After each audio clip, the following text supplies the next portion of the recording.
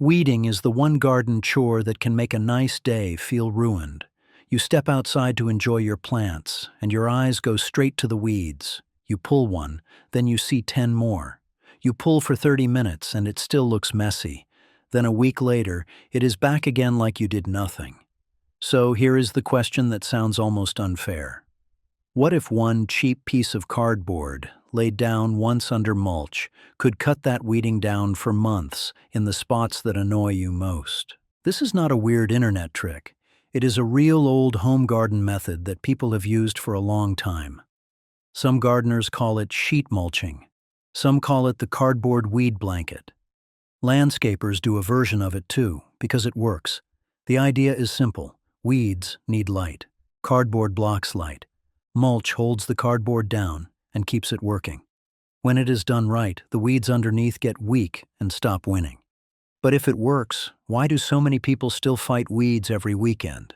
Why do people buy sprays, plastic sheets, and flimsy fabric rolls, but almost never hear, just use cardboard? And why do some people try cardboard once and swear it was a mess? Here is the twist. Cardboard fails for the same reason most easy garden hacks fail. People skip the 2 or 3 boring details that make it last. They leave gaps. They do not soak it. They do not cover it thick enough. Then weeds find the weak spots, and it feels like the whole thing was a lie. So before we do the steps, I want you to see the real problem. The problem is not that you are bad at weeding. The problem is that bare soil is an open invitation. Sunlight hits the dirt, tiny seeds wake up, and weeds start. Even if you pulled everything today, the seeds are still there. The next rain and the next sunny day can start the whole cycle again. That is why weeding feels endless. You are fighting the result, not blocking the cause. Cardboard blocks the cause. It does not poison weeds. It does not burn them. It simply takes away light. When most weeds do not get light, they cannot keep making energy. They grow weak, then they stop. Meanwhile, your soil stays covered, which also helps it hold moisture. That is why this one simple thing can feel like a big result. Less weeding, and often less watering stress too. Now let's lock in what months really means, so this stays honest. Cardboard works best in stable areas where you want things to stay neat. Flower beds with shrubs and perennials, a strip along a fence, around a small tree, but not tight against the trunk. A garden path under wood chips, around a mailbox bed. These are places where you want to block weeds for a long stretch and you are not digging every week. In those spots, cardboard plus mulch can stay helpful for months. If you are planting tiny seeds across a whole bed, like carrots or lettuce scattered everywhere, cardboard is not the tool for that bed. You need open soil for seeds. So the method is real, but the location matters. This is one reason people say it didn't work. They used it in a bed that needed open soil, then they got annoyed. Use it where it belongs, and it feels like you found a hidden cheat code. Now here is the part that makes people lean in. Cardboard is not just cheap, it is also temporary. It breaks down over time. Worms can pull bits of it down, soil life can use it. That means you are not laying down a forever plastic layer. You are laying down a slow blanket that blocks weeds while your bed settles into a cleaner, calmer state. So why did this method fade out of everyday talk? It did not get banned. It did not stop working. It just got replaced by louder things. Bottles are loud. Rolls of fabric are loud. A brown box is quiet. And quiet fixes do not get advertised much. Another reason is that people tried shiny, printed cardboard with tape, or they left big gaps, or they used too little mulch. Then it looked messy, and they warned everyone away. A good method got a bad reputation because of bad setup. Now let's do it the right way, in a way that lasts. I want you to picture doing this in one problem spot first, not your whole yard, one place that steals your time, that strip by the fence where weeds explode. The path between beds, the flower bed edge that never stays clean. That is where you start, because you will feel the relief fast. Step 1 is clearing the big stuff. You do not need to dig the whole bed like you are turning soil for planting. You just remove the tall weeds and chunky stems so the cardboard can lie flat. Pull what comes out easily.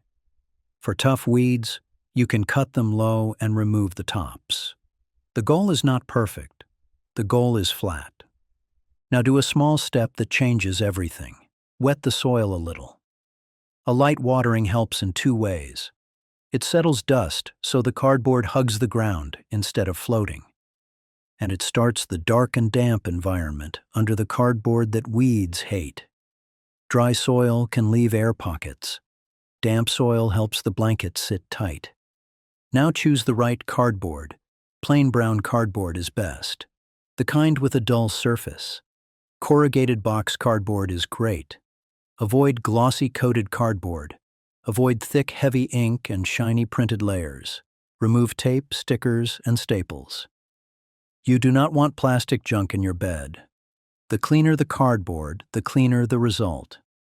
Now lay the cardboard like shingles on a roof. This is the biggest rule. Overlap every piece. If you place two cardboard edges side by side like a perfect straight line, weeds will find that seam. Seams are doorways, so overlap each sheet by at least the width of your hand, and if you can do more, do more. If you overlap well, weeds have to travel farther to find light, and most will not make it. Once the cardboard is down, soak it. This is the step most people skip, and it is why their cardboard curls and blows away.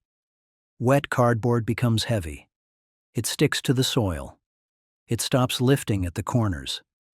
Use a hose or a watering can and really dampen it until it stops acting like a stiff box and starts acting like a blanket. Now handle plants the right way.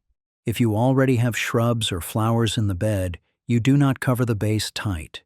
You cut a slit or a small opening and slide the cardboard around the plant, leaving breathing room. Keep the opening neat and small. Huge open rings of soil are weed nurseries.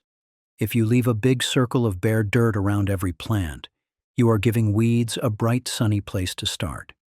Now cover the cardboard with mulch. This is not optional if you want it to last and look good. Mulch protects the cardboard from sun and wind. Mulch also blocks extra light from above. A good mulch layer makes the whole setup feel finished, not like trash in the garden. Use wood chips, bark, shredded leaves, straw, or whatever mulch you normally like. The key is thickness. If you sprinkle a thin layer, sunlight can reach the cardboard, it can dry and curl, and weed seeds can sprout in the mulch layer fast. A thicker layer keeps it dark and steady. Now pause and notice what you just did. You did not kill weeds. You removed the thing weeds need most, which is light. You also covered the soil, which stops the soil from baking and drying as fast. This is the kind of old garden habit that sounds too simple to matter until you see what happens a few weeks later.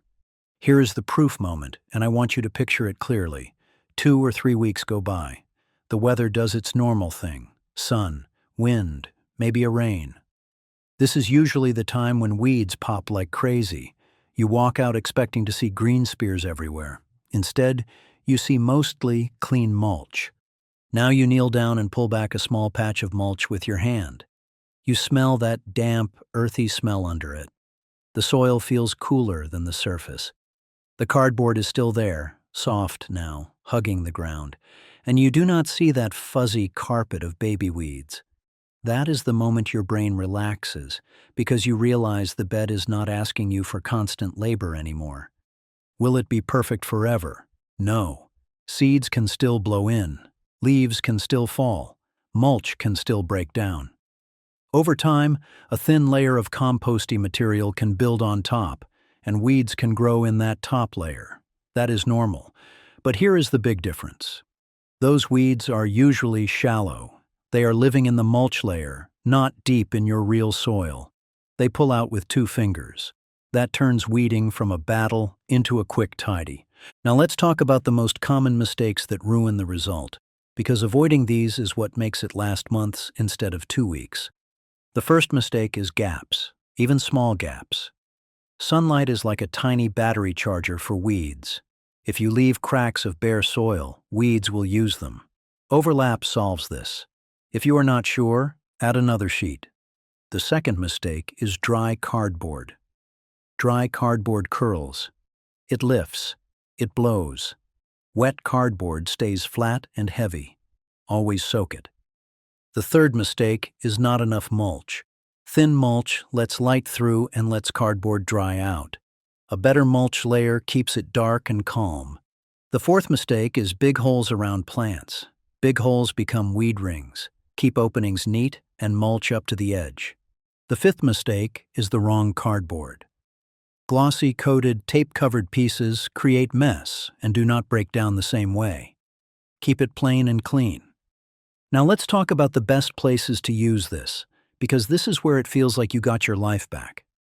One of the best places is a garden path. If you have a path between beds, weeds love it. They sprout in the chips. They sprout in the dirt. They turn the path into a green mess.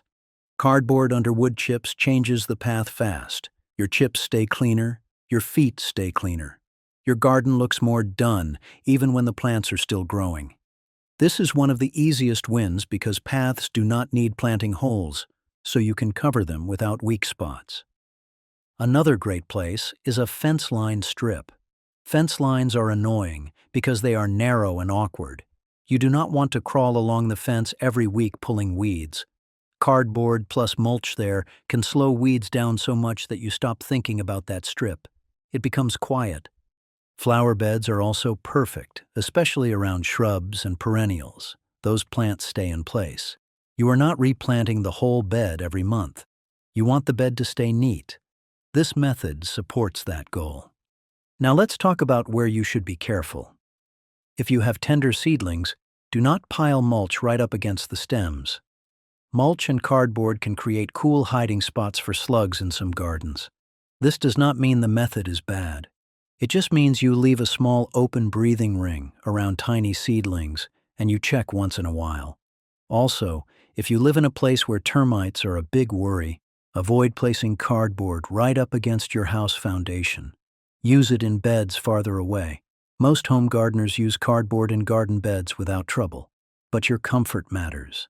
Now, here is another quiet benefit that makes this method feel even more powerful. Moisture. Covered soil dries slower. That means during hot weeks, your bed can stay steadier. It does not mean you stop watering forever. It means your watering often becomes easier. Your soil does not turn into dry crust as fast. Plants can feel less stressed. That is why this method pairs so well with mulching. It is a weed fix and a soil comfort fix at the same time. Now the question comes back again. Why don't people do this? One reason is that cardboard feels too simple to trust. People think the real solution must be expensive. Another reason is that people hate the idea of putting trash in the garden, even though plain cardboard is basically paper. Another reason is that stores push things you buy, not things you reuse. And another reason is that people tried it with gaps and tape and no mulch, and it looked ugly, so they quit. But if you do it neatly, it does not look like trash at all. It looks like a clean, mulched bed. The cardboard is hidden, the bed looks calm, and you stop losing your Saturdays to weeds. Now, let's make this even easier by giving you a simple starter plan. Pick one area that is about the size of a small rug. Clear the big weeds. Lay plain cardboard with overlaps. Soak it. Cover it with mulch thick enough to hide it. Then do one thing that makes you feel the win. Take a photo today. In 3 weeks, compare. Your brain forgets pain fast, so the photo helps you see the difference clearly. If you still see a weed later, do not panic. Look at where it is growing. If it is growing in the mulch layer, it will likely pull easily, and that means the system is still working. If it is at a seam, that means you found a weak spot. Add another piece of cardboard there and top up the mulch. That is it. You are not starting over. You are patching a doorway. By the end of the season, the best part is not just that your bed looks cleaner. The best part is how you feel walking past it. You do not get that little stress jab in your chest. You do not feel behind. You feel like the garden is working with you, not against you. That feeling is why old garden knowledge matters. It was built for real life, not for perfect people with endless time. So yes, the cardboard weed blanket is real. It is simple. It works best in stable beds and paths. It cuts weeding down hard when you overlap, soak, and mulch. And the reason it feels hidden is not because it is fake. It is because simple fixes do not get shouted about. And one bad setup can erase a good method in people's minds.